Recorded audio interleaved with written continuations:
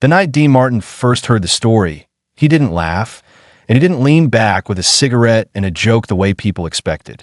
He simply went still, the way a man does when something lands heavier than it should. The room was a quiet Harlem after-hours spot, the kind where the lights were low enough to forgive secrets, and the piano played soft so no one had to raise their voice.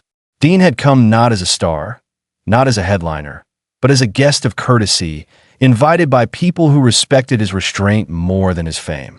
Someone mentioned Bumpy Johnson's name in passing, not as legend but as warning, and then the cook, and then the coffee. The way the story ended, Bumpy forcing the man to drink what he'd brewed, hung in the air like smoke. Everyone waited for Dean's reaction. He didn't approve. He didn't condemn out loud. He simply said, calmly, that fear makes men cruel, and cruelty always leaves a stain, even when no one dares to point it out. It was the first time that night anyone felt judged, not by volume, but by silence. Dean Martin had learned early that power didn't need to shout. In Hollywood, he'd watched men with louder voices lose everything while quieter ones endured. He had also seen how injustice often dressed itself as inevitability, especially in places where race, money, and fear twisted together. Harlem in those years was beautiful and bruised at the same time, alive with music and burdened by rules written by men who never lived there. Dean had come east between studio obligations, looking for music and a little anonymity, but he kept finding stories instead. Stories of humiliation passed off as order, of people treated as expendable because someone else believed they were untouchable. The tale of the poisoned coffee wasn't about crime to him. It was about what happens when dignity is stripped away so completely that terror becomes entertainment. That was the injustice that stayed with him. Days later, through a chain of introductions that relied more on trust than contracts, Dean found himself invited into a private brownstone where power sat without apology. Bumpy Johnson was not there in the flesh, only his presence, heavy as furniture no one dared move. The cook was there, though, older than Dean expected, hands shaking slightly as he poured coffee for men who never thanked him. No one spoke his name. No one asked how he slept. Dean watched quietly, noting how every eye followed the cup, not the man holding it. When the coffee reached Dean, he didn't drink it. He didn't push it away either. He simply wrapped his hand around the warm porcelain and looked at the cook, really looked at him, as if the room had emptied. In that moment, something shifted. The cook's eyes flickered with confusion, then fear, then something like recognition. It was the first time anyone in that room had seen him as more than a precaution. The tension grew without a word being spoken. One of the men laughed nervously and asked Dean if the coffee wasn't to his taste. Dean smiled, polite and unhurried, and said he preferred to wait. He told a small story instead, about his father working long days, about how trust was the only thing that made a shared table possible. His voice was gentle, but it carried. He didn't accuse. He didn't threaten. He simply described a world where a man's work was an extension of his dignity, and where forcing fear into that work poisoned everyone involved. The room quieted, not because Dean demanded it, but because no one could find a place to interrupt him without sounding small. That was the turning point. Dean stood, lifted the untouched cup, and placed it back on the table between them. He said that coffee, like respect, only meant something if it was freely given. He excused himself, thanked the room for its hospitality, and left without waiting for permission. No doors slammed. No voices rose. But behind him, something cracked. The cook sat down heavily, tears he didn't bother hiding running into his collar. The men who remained felt an unfamiliar discomfort, not fear of punishment, but the quiet shame of having been seen.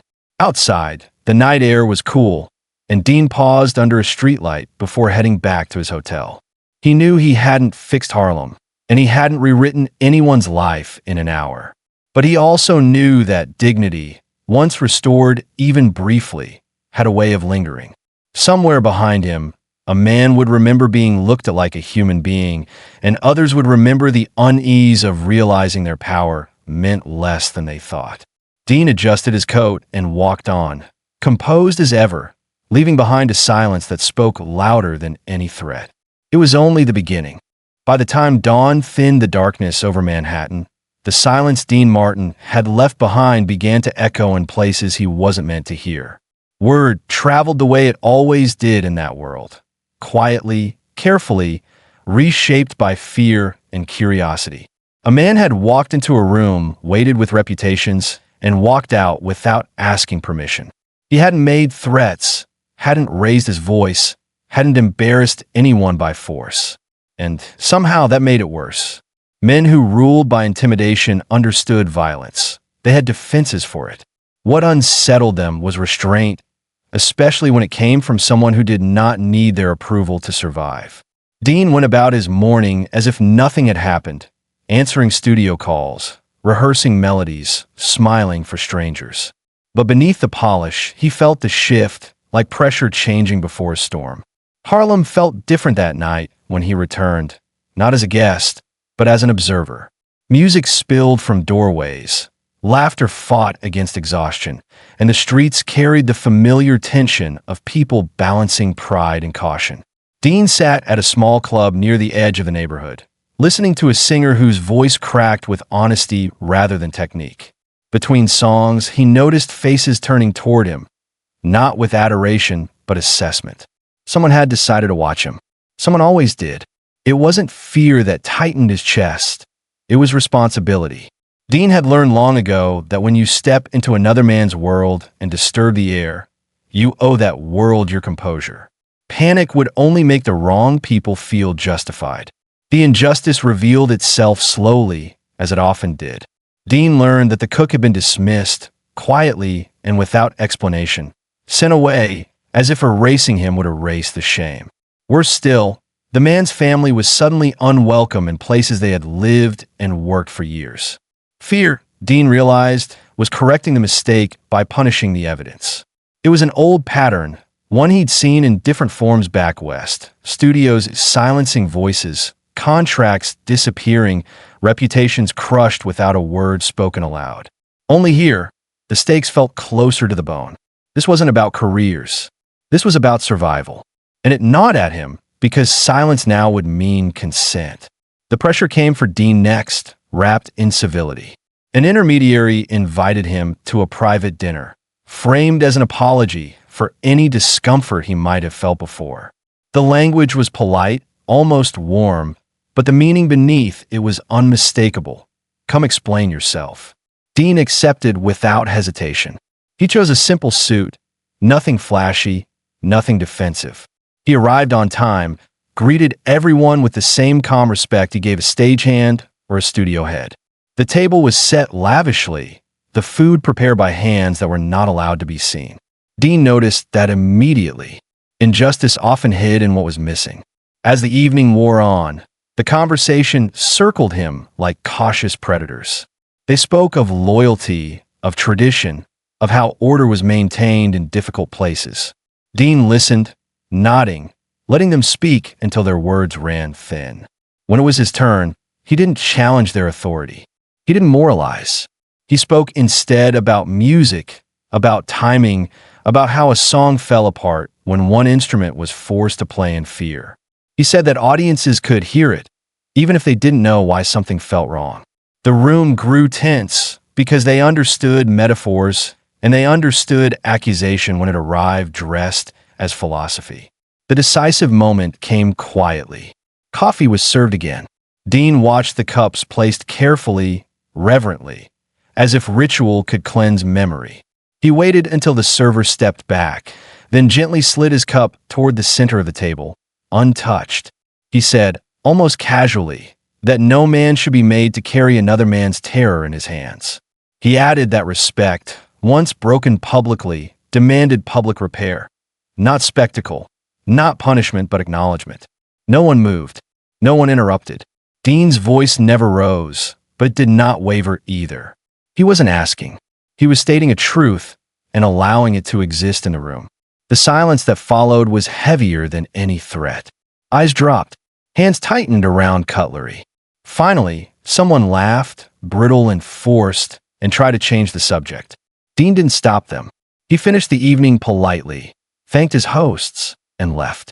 He He knew he had drawn a line without drawing blood, and that lines like that demanded a response. He also knew that whatever came next would test not his courage, but his patience. Days passed. Nothing happened. That was the most suspenseful part of all. Then, one afternoon, Dean received a message. Not an invitation, not a warning, but a simple request. Meet me. No intermediaries. No witnesses. Dean agreed. The meeting took place in a modest apartment, stripped of excess, where power felt quieter where power felt quieter but no less real. The man across from him spoke plainly. He said fear had gone too far. He said humiliation was a crude tool, effective only until it wasn't. He did not apologize, but he listened. And in that listening, Dean sensed something rare, a crack in certainty. Dean spoke last. He said he wasn't there to judge the past, only to insist on a future that didn't rot from the inside. He asked for the cook's dignity to be restored, not as a favor, but as a correction. He said that if fear ruled every cup of coffee, then no one at the table was truly safe. His words landed softly, but they landed. The man across from him nodded once. It was not agreement, but it was not refusal either. When Dean stepped back into the street, the city felt different again. Not healed, not redeemed, but altered. Somewhere, a man would be allowed to work without trembling. Somewhere, others would remember that power could be challenged without fists or guns, using only steadiness and truth. Dean lit a cigarette and let the smoke drift upward, disappearing into the evening. He understood now that this story wasn't finished. The quiet he'd created was fragile, and fragile things needed guarding. The fragile calm Dean Martin had carved into the city did not settle evenly. It never did. In places where power had grown accustomed to fear, restraint felt like an insult waiting to be answered. Harlem breathed on, music in motion masking the quiet recalculations happening behind closed doors.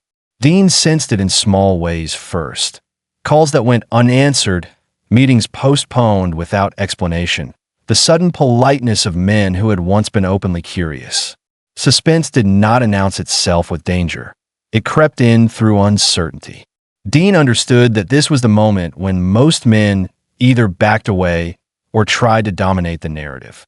He chose neither. He continued exactly as he was, because composure, he believed, was the most unsettling response of all. The deeper injustice revealed itself through absence. The cook had been allowed to return to work, but only on paper. His wages came late. His hours were shortened. The apology Dean had quietly demanded had been granted in form, not in spirit. It was the kind of correction that looked clean from a distance, but still bled up close. Dean learned this not from whispers of the powerful, but from the people who served them, the doormen, the waitresses, the musicians packing their instruments long after midnight. These were the people who told the truth when they felt safe enough to believe someone was listening. Dean listened, and the more he did, the clearer it became that the real poison had never been in the coffee. It was in the humiliation that lingered, unspoken and unresolved. Pressure arrived again, this time disguised as opportunity. A benefit concert was proposed, framed as unity, healing, and goodwill. Dean was asked to headline, his presence meant to signal harmony to the public eye. He understood the strategy immediately. If he sang, the story would be considered finished. Applause would bury the discomfort. Silence would be interpreted as consent. Dean didn't refuse outright. He asked a single question instead. Who would be honored that night? The pause that followed told him everything. The cook's name had never been considered worthy of a microphone. The tension tightened. Men who had once been careful grew irritated. They mistook Dean's calm for leverage, his patience for vanity. A warning reached him indirectly. Nothing explicit, nothing that could be repeated aloud. It suggested that a man should know when to accept a gesture and move on. Dean smiled when he heard it. He had spent his life around gestures. He knew the difference between generosity and erasure. That night, alone in his hotel room, he didn't pace or brood. He sat at the desk and wrote a short note, not to a studio or a columnist, but to the organizers of the concert. He would perform, he said, on one condition. Before a single note was played, a man would be acknowledged, not as a symbol, not as a cautionary tale, but as a human being who deserved to stand without fear. The response came quickly and coldly. That wasn't appropriate, they said. That wasn't necessary. That would complicate things. Dean read the words twice, folded the letter, and placed it in his jacket pocket. The next morning, he confirmed his appearance publicly, without mentioning conditions. Suspense settled like a held breath across the neighborhood. No one knew what he intended, and that uncertainty gnawed at the people who relied on control. Dean arrived at rehearsals polite and cooperative, greeting everyone with the same ease. He sang beautifully, effortlessly, as if nothing weighed on him at all. That was the most dangerous thing he could have done. He made them believe the night would proceed as planned. The concert hall filled with anticipation. Cameras were ready. Speeches were prepared. Dean stood backstage, listening to the murmur of the crowd, and felt the familiar stillness come over him. He was not nervous. He was resolved. When his cue came, he walked on stage to thunderous applause, accepting it with a gentle nod. The lights warmed his face. The orchestra waited. Dean stepped to the microphone and let the clapping fade on its own. He didn't rush it. He understood the power of waiting. He spoke only a few sentences. He thanked the audience, as expected. Then he said that before music could bring people together, truth had to be allowed into the room. He invited a man to join him on stage, a man who had prepared their coffee, cleaned their tables, and carried the weight of other men's fear without ever being given a voice. The air changed instantly. Backstage, panic flared. On stage, Dean stood perfectly still, leaving no space for interruption. After a moment that felt like an eternity, the cook emerged, hesitant, unsure if this was kindness or another test. Dean placed a hand lightly on the man's shoulder and said nothing more. He didn't explain. He didn't accuse. He let the image speak. A worker and a star standing side by side under the same light. The applause that followed was not polite. It was not controlled. It rose in waves, driven by something raw and overdue. Some clapped out of respect. Others clapped because they finally understood what had been wrong all along. Dean sang after that, but the music sounded different. Softer. Tua. Backstage, men avoided one another's eyes. Something irreversible had happened, and no amount of influence could put it back where it had been. When the night ended, the cook left through the front doors, not the service entrance, his dignity restored not by decree, but by recognition. Dean watched from a distance, knowing this was not the end, only the deepening of the story. Power had been confronted not with force, but with exposure. And exposure, once it reached the light, had a way of demanding consequences. The applause that night did not fade when the doors closed. It followed Dean Martin into rooms he never entered and conversations he was never meant to hear. Respect, once publicly disrupted, has a way of unsettling men who depend on quiet obedience. In the days that followed, the city seemed to pause, as if waiting to see whether the moment would be punished or allowed to stand. Dean felt the suspense in the smallest details. A cab that slowed too long before stopping, a phone call that ended without goodbye, a smile that lingered just a second too late. None of it frightened him. What unsettled him was how quickly dignity, once restored, became dangerous to those who had taken it away. The injustice evolved, sharper and more subtle. The cook was no longer harassed openly, but the pressure moved sideways. His landlord raised the rent. His cousin lost work without explanation. Fear had adapted, learning to hide behind paperwork and coincidence. Dean recognized the pattern immediately. This was how systems protected themselves, by exhausting the innocent until silence felt like relief. It angered him, not explosively, but deeply, the way an old wound aches when rain is coming. He understood now that public recognition was only the first step. Without accountability, it could be rewritten as spectacle. Dean was summoned again, this time not by intermediaries, but by reputation itself. A private meeting was arranged, neutral ground chosen carefully, neither lavish nor threatening. The men present spoke less than before. Their confidence had thinned. They praised Dean's talent, his professionalism, his restraint. Compliments, he knew, were often the last refuge of men who sensed control slipping. Then came the offer, generous, tempting, wrapped in courtesy. If Dean would simply let things settle, if he would stop drawing attention to old discomforts, doors would open wider than ever. The implication was clear: harmony in exchange for silence. Dean listened without interruption, hands folded, posture relaxed. When they finished, he thanked them sincerely.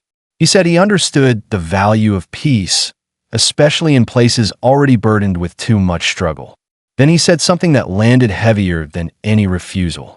He said peace that required someone else's humiliation was not peace at all. It was a delay. He added, quietly, that delayed reckoning always returned with interest. His tone never changed. That was what made the words impossible to dismiss. He stood, wished them well, and left them staring at an offer no longer accepted. What followed was the most dangerous phase of all: the waiting. No threats came.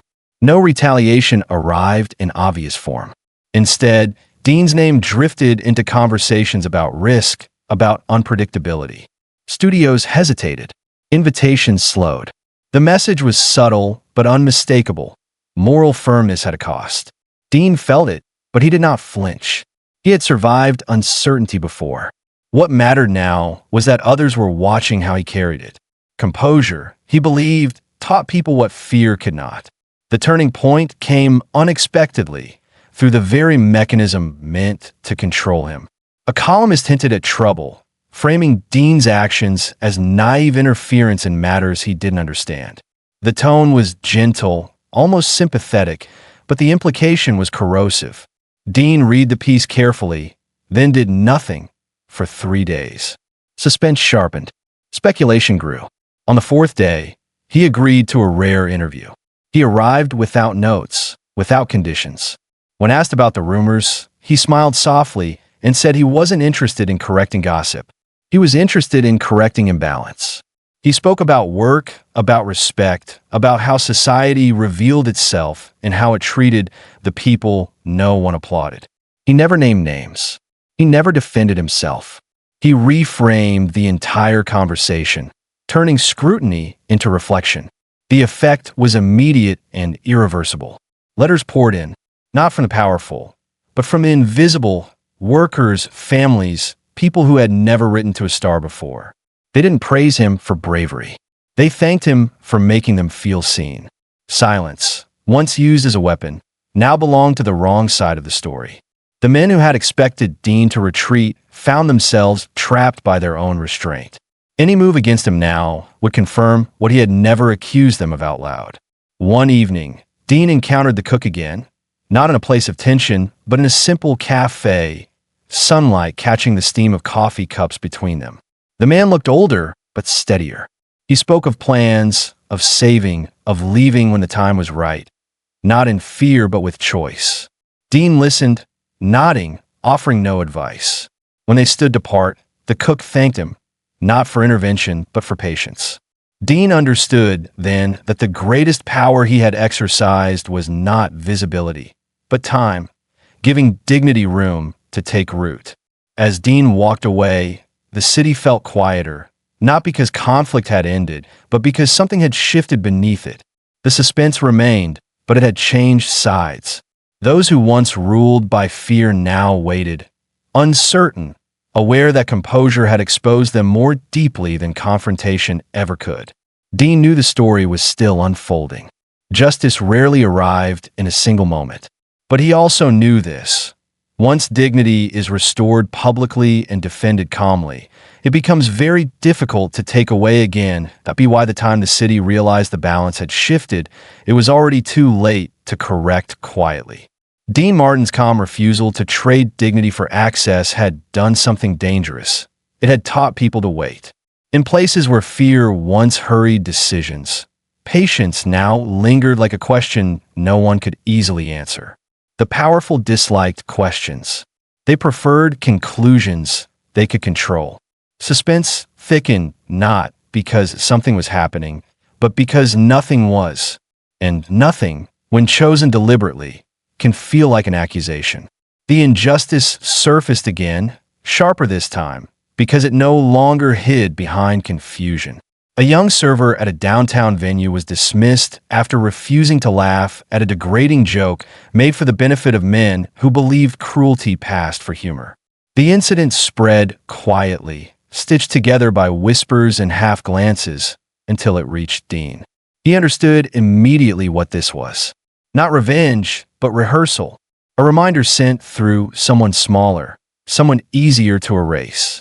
Dean felt the old anger stir, steady and cold. This was the moment they wanted him to react, to speak too loudly, to make it personal, to give him something to dismiss as vanity or outrage. Instead, Dean attended the venue as a patron. No announcement, no entourage. He sat near the back, ordered a drink, and listened. He watched the faces of the staff, the way they measured him, unsure whether he was there to perform or to judge. When a manager approached, smiling with practiced ease, Dean thanked him for the hospitality and asked a simple question. Where was the young man who usually worked the floor? The smile faltered. An explanation followed, thin and defensive. Dean nodded, as if accepting it, and asked for the bill. Before leaving, he turned and said, softly, that establishments, like people, revealed their character not in how they entertained power, but in how they protected dignity. He paid, tipped generously, and walked out. The effect rippled outward. Staff spoke. Customers noticed absences. Silence, once enforced from above, began to fracture from below.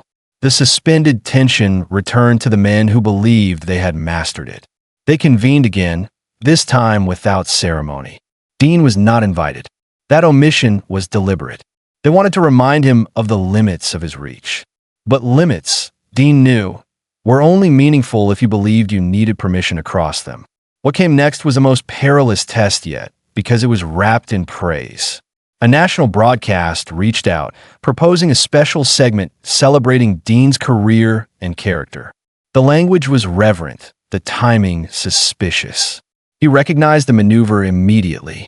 They would canonize him into harmlessness, transform moral firmness into nostalgia. Dean agreed, on one condition that he did not submit in writing. During the broadcast, when the moment arrived, he did not speak about his accomplishments. He spoke about responsibility. He said that influence was not measured by applause, but by what you refused to overlook. He spoke of workers without naming them, of quiet humiliations that thrived only when everyone pretended not to see them. His tone was gentle, his words unhurried. That gentleness made them unavoidable. The turning point did not arrive with confrontation, but with collapse. One by one, people began to refuse small indignities. Nothing dramatic, nothing illegal. Just refusals to laugh, refusals to look away. It unnerved those who relied on complicity. Dean had not led movement. He had demonstrated a posture. And posture, once copied, becomes presence. The desperation Dean Martin sensed did not announce itself with noise. It arrived as precision. Systems under threat do not lash out blindly. They narrow their aim. The city grew quieter around him, not with peace, but with calculation. Invitations returned suddenly, warmer than before, framed as reconciliation, as if the past months had been a misunderstanding everyone could now graciously outgrow. Dean recognized the tactic instantly. Closure offered too quickly is rarely honest. It is a way of sealing a door before anyone checks what remains trapped inside. The injustice revealed its final shape through an attempt at erasure. A carefully worded article appeared, praising Dean's class, while subtly reframing the earlier humiliations as misunderstandings, unfortunate but resolved. Names were omitted. Context softened. The cook became an anecdote. The young server became invisible. Dignity was reduced to atmosphere.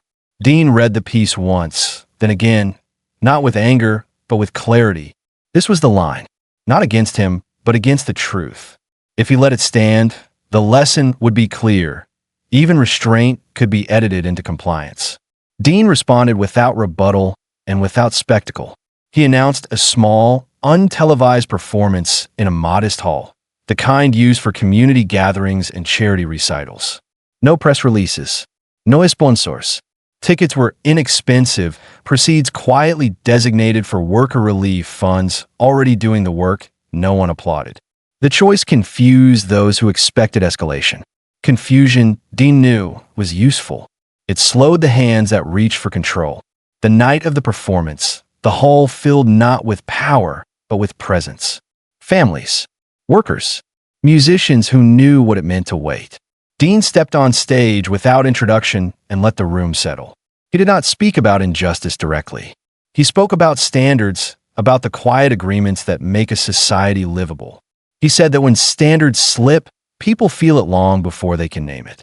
He sang then, not loudly, not theatrically, but with an intimacy that held the room still. Between songs, he told brief stories about men who did their jobs with care and were never thanked. About women whose strength was mistaken for compliance. No villains were named. No accusations made. The truth was allowed to stand on its own. The turning point came at the end. Dean thanked the audience and said one last thing. He said that dignity was not a favor granted by those with power. It was a responsibility shared by everyone in the room. He said that if anyone there had ever felt pressure to accept humiliation as the cost of survival, they should know that survival without dignity was not success. It was delay. He wished them courage, not defiance.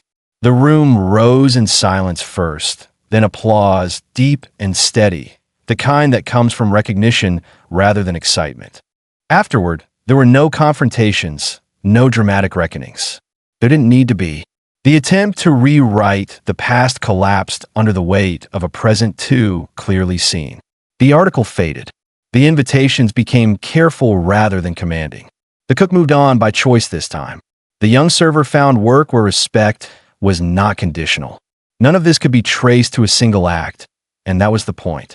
Dean had never tried to own the outcome. He had insisted only on the standard. Late that night, alone again, Dean stood by a window overlooking a city that would never be simple or fair, only capable of improvement in brief, fragile stretches.